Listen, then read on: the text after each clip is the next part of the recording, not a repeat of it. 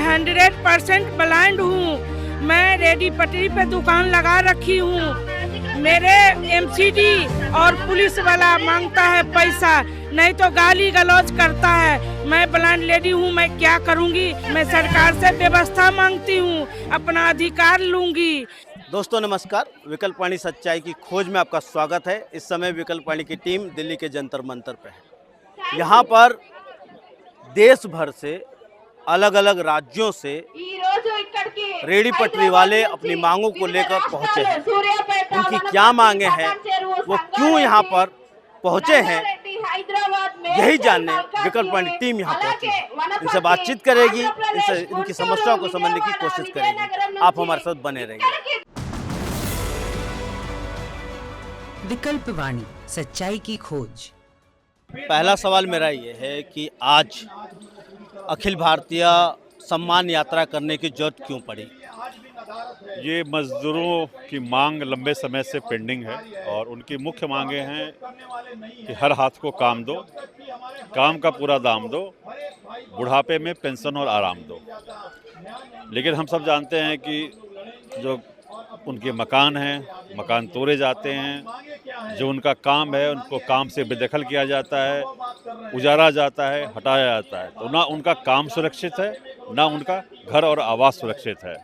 दूसरी तरफ जो सामाजिक सुरक्षा होनी चाहिए मज़दूरों की, चाहे वो ईएसआई की व्यवस्था बाकी मज़दूरों के लिए है इस देश के अंदर, पेंशन की व्यवस्था है, तो ना ईएसआई की व्यवस्था उनके पास है, ना पेंशन की व्यवस्था है। जो काम करते हैं उसके जो न्यूनतम मजदूरी अलग अलग राज्यों में सरकारों ने तय कर रखी है। अधिकांश लोगों को न्यूनतम मजदूरी तक नहीं मिलती। मुख्य मांग ये है कि एक तो रोजगार के अवसर प्रदान किए जाएं, जो लोग स्वरोजगारी हैं उनके स्वरोजगार को सुरक्षित किया जाए, प्रोत्साहित किया जाए। जो लोग रोजगार कर रहे हैं उनको काम के बदले में उचित और पूरा दाम मिलना चाहिए। और जब ऐसी अवस्था आती है कि वो काम नहीं कर पाते हैं तो उस अवस्था के लिए, बुढ़ापे के लिए, वृद्धावस्था के लिए पेंशन की व्यवस्था होनी चाहिए। और चूंकि सरकार ने उनके लिए बहुत कुछ नहीं किया है तो हमारी मुख्य मांग ये है कि एक सम्मान राशि, श्रमिकों के लिए सम्मान में एक सम्मान राशि 5,000 रुपये प्रति महीने सरकार को देनी चाहिए। तो इन सब मांगों को लेकर पूरे भारतवर्ष के अंदर हमारे लोगों ने यात्रा निकाली है। ये 26 जनवरी को यात्रा शुरू हुई थी तमिलनाडु के कन्याकुमारी से, जो आंध्र प्रदेश, तेलंगाना, पौंडीचेरी, महाराष्ट्र, गुजरात, राजस्थान होते हुए आज दिल्ली पहुंची है। दूसरी हमारी यात्रा जो थी वो शुरू हुई थी वेस्ट बंगाल के दीघा से, वो वेस्ट बंगाल से होते हुए झारखंड, बिहार, उत्तर प्रदेश होते हुए आज दिल्ली पहुंची है। इस समय जो रेडी पटरी वाले हैं या पान की दुकान चलाने वाले, उनके सामने किस तरह की समस्याएं आ रही है? समस्याएं बहुत हैं जी। इस समय पुलिस की समस्या, एमसीडी की समस्या, ये तो मार्केटों में काम नहीं रहा। पहले जैसा कोरोना के समय से काम खत्म हो गया है। काम है नहीं। अब ये है कि अपना काम चलाना, रोटी खानी मुश्किल हो रही है। तो यही है सरकार से जो हमारा किया गया है कि हमें 5,000 दिए जाएँ।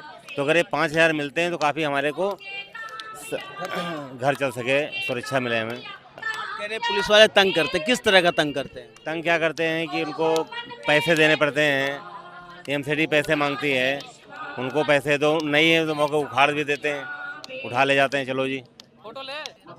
और जहाँ स्थायी रहते हैं वहाँ कमेटी या पुलिस ये सब पैसे लेती है। बिना पैसे लिए तो कहीं खड़े भी नहीं होने देते ये। अब दुकान कहीं लगाने बैठे तो म्युनिसिपैलिटी नहीं लगाने देती है, पुलिस वाले नहीं लगाने देते हैं। घरों में काम करते हैं तो कोई छुट्टी भी नहीं मिलती है और लेट सेट पैसे मिलते हैं, तनख्वाह मिलती है। ठेकेदारी में भी काम नहीं मिलता है, बोलते काम नहीं है, पैसे दो, 20,000 दो, 40,000 दो, जब काम मिलेगा। तो इस तरह से सभी लोग परेशान हैं। मैं दिल्ली से हूँ और रेडी पटरी वालों के लिए काम करता हूँ मैं। और ये जो ऑर्गेनाइज किया गया श्रमिक सम्मान यात्रा जो है, उसमें रेडी पटरी वाले एक ऐसे मजदूर जो खुद काम करते हैं और उनका आमदनी पर डे के हिसाब से होता है, उसी से उनका घर चलता है। ठीक है, जब वो एक कोई फिक्स तो नहीं है, कभी अप डाउन होता है, तो महंगाई भी है, तो और वो जितना कमाता है उसमें आधे से ज़्यादा जो है किसी ना किसी को देना, ब्राइब देना या किसी को कुछ ऐसे कर करके निकल जाती है। तो उसमें उनका बच्चे कैसे पालेंगे, उनका घर कैसे चलेगा, उनके रोज की जो है काम का जो पैसा जो है वो कैसे मेंटेन होगा, सवाल ये है। तो इसको चलते इनकी रेहड़ी पटरी वालों की बहुत सारे ऐसे चैलेंजेस है कि वो चैलेंज में से सबसे पहले तो रेहड़ी पटरी का कानून अभी तक सही ढंग से लागू नहीं किया गया है। रेहड़ी पटरी के लिए एक कानून बना 2014 में, तकरीबन 11 साल हो गए हैं, लेकिन आज भी उनका रोजगार सुरक्षित नहीं है। कानून कहता है प्रोटेक्शन ऑफ लाइवलीहुड, आजीविका को सुरक्षित करना, लेकिन उस कानून का पालन इतना धीमा है कि आज तक कहीं सर्वे भी कंप्लीट नहीं हुआ।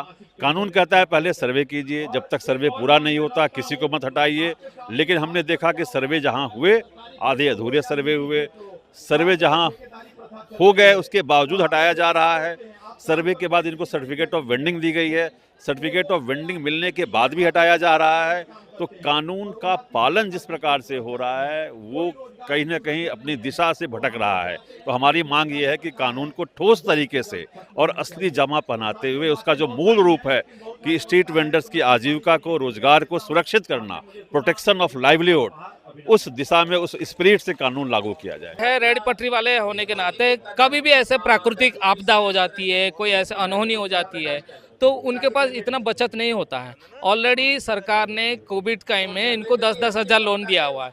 10 हज़ार लोन देने के बाद बहुत सारे ऐसे तोड़ पाड़, इविक्शन वगैरह होते रहते हैं, तो वो पैसा कैसे ये लोग जुटा के देंगे। और दूसरी बात और भी बात है, तो ये लोग जो है जितना ये सारे कमाते हैं ज़्यादातर लोगों को सेवा में ही दे देते हैं।